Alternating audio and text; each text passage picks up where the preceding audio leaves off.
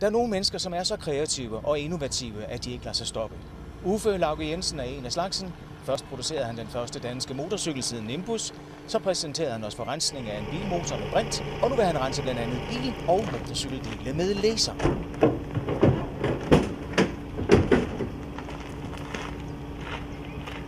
Her vil jeg prøve at forklare en lille smule om, hvad laser kan. Laserrenseteknologien er en nyere teknologi, som vinder frem i hele verden.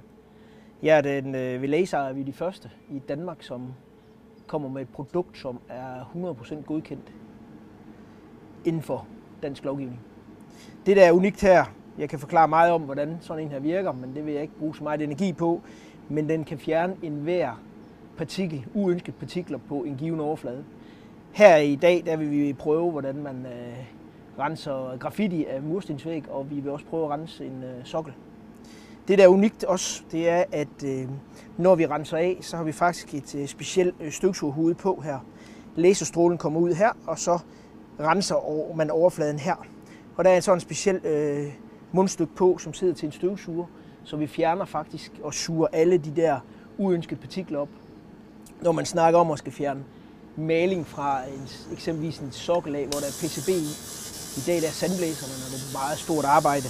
Her kan du faktisk stille og roligt køre henad med den her, og så kan du fjerne maling og opsamle PCB i løbet af meget kort tid.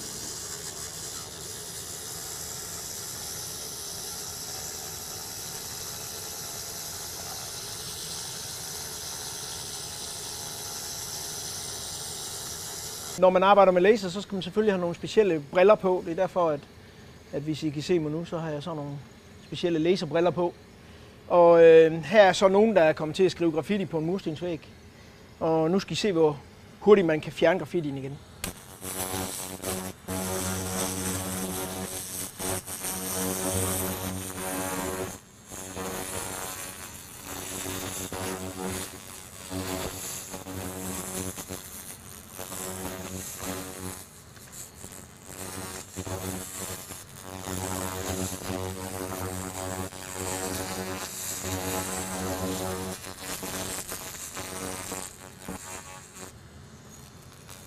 Motorcykeldele.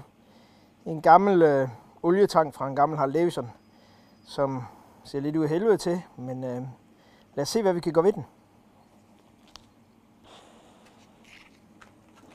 Okay?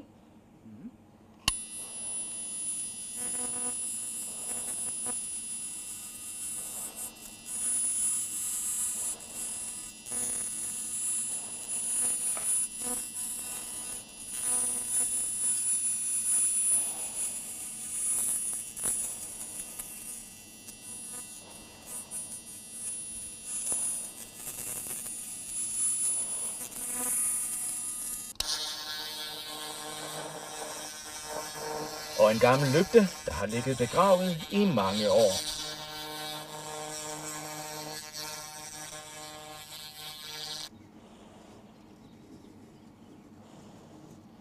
Og andre gamle og rustne bildele.